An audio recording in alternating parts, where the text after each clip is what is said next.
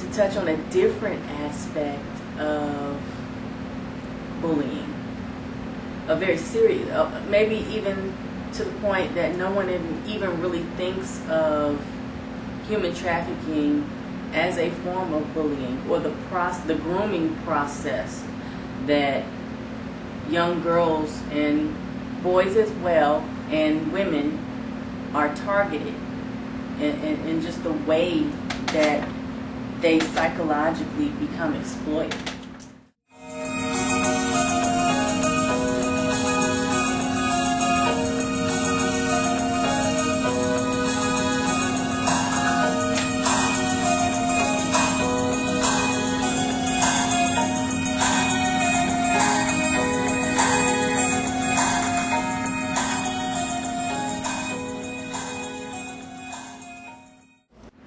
Breaking people out of that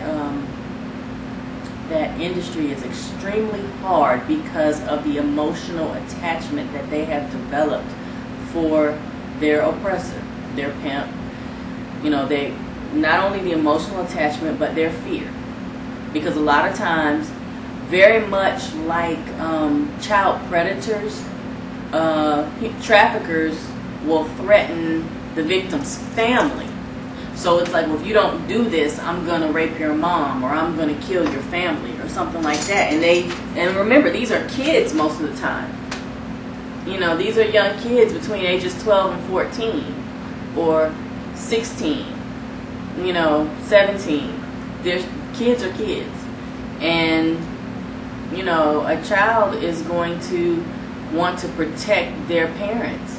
They're not going to necessarily rationalize that this person is a creep, and you know, he's not going to harm, or he's just saying that to keep control over them. They're not going to, you know, guys are not going to figure that out necessarily, but that is the point of the show, so that you will figure it out. That's right.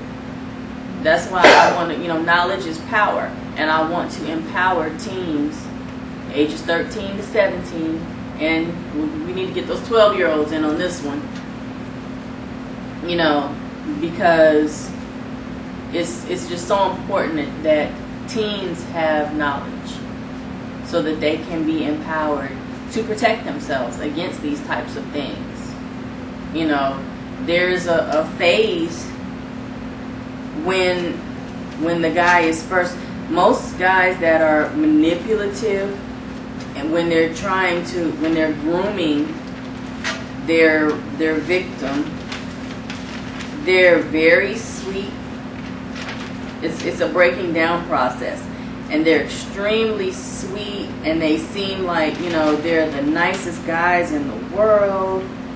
They buy expensive gifts. They make all these false promises.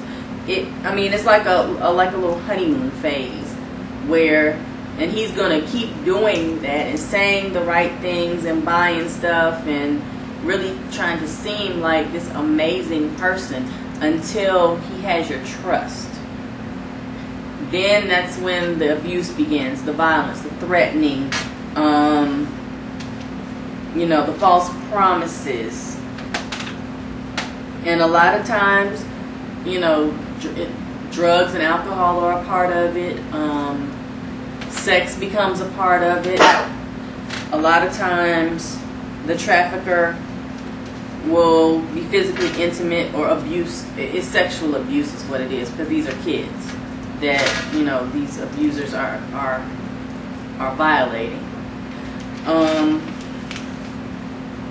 But you know, until he knows that he has complete control, and the victim won't leave him, you know, he's going to continue that kind of, that lover boy syndrome, that honeymoon phase, where everything just seems so perfect.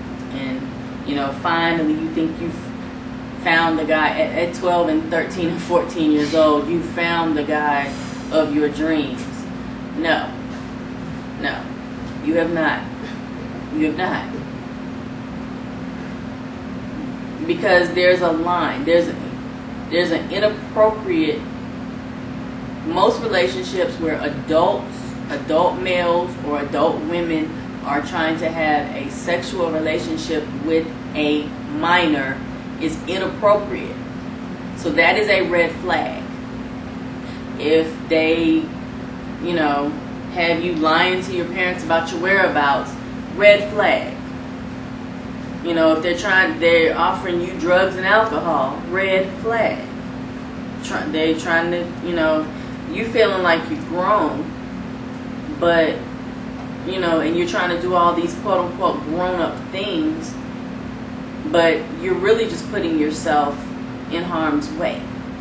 So it's really important that as, kids listen to their parents. And when a parent comes at you with, well, I don't want you hanging around this guy or this girl, they're too old for you, try to listen.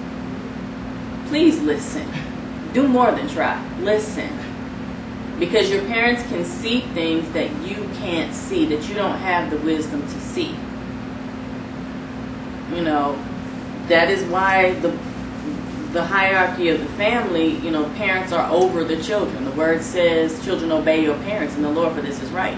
And, from the book of Donnea, not only is it right, but it will save your life.